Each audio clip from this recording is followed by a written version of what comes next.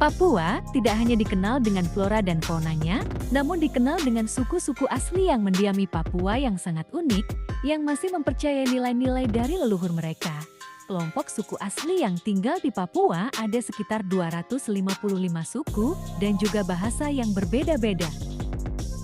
Di bagian selatan Papua terdapat sebuah sungayan dikelilingi oleh gunung-gunung di bagian utara. Daerah itu terdapat suku pedalaman asli Papua yang mendiami daerah tersebut. Suku tersebut dikenal dengan suku Korowe. Suku Korowe dikenal karena keunikannya di mana mereka membuat rumah dan menetap di atas pohon. Mereka meninggali rumah pohon dengan ketinggian 15-50 meter dari atas tanah.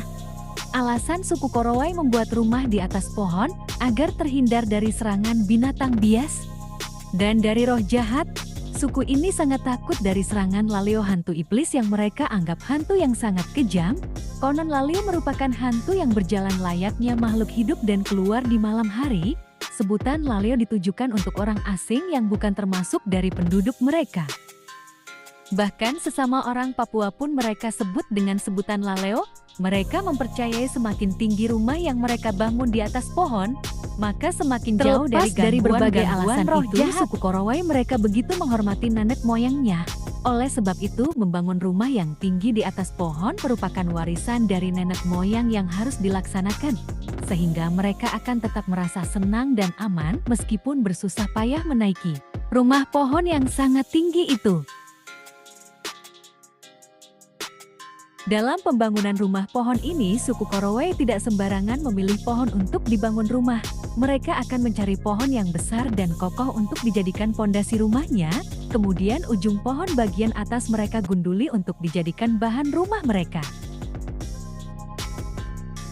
Semua bahan untuk membangun rumah pohon ini terbuat dari bahan alami yang mereka dapatkan dari sekitar hutan.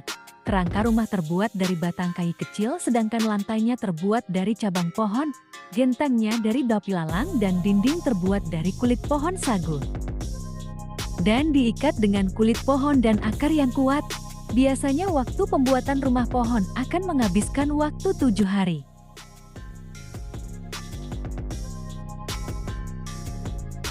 Karena suku Korowe masih memegang teguh tradisi leluhurnya, sehingga sebelum membangun rumah pohon, mereka akan melakukan ritual malam terlebih dahulu untuk mengusir roh jahat.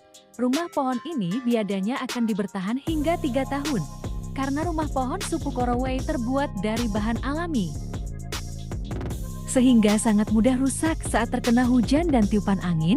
Mereka menggunakan hutan sebagai sendi-sendi kehidupan, sementara binatang anjing dan bebu mereka gunakan sebagai hewan peliharaan. Bagi mereka, babi memiliki nilai sosial yang akan dibunuh pada saat ritual atau acara-acara khusus, sedangkan anjing mereka pakai untuk berburu.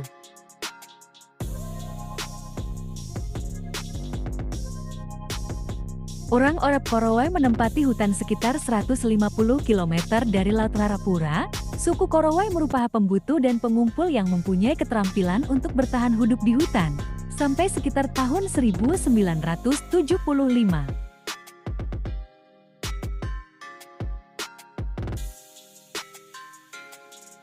Suku Korowe hanya mengenal satu sama lain di antara mereka dan hampir tidak mempunyai kontak dengan dunia luar.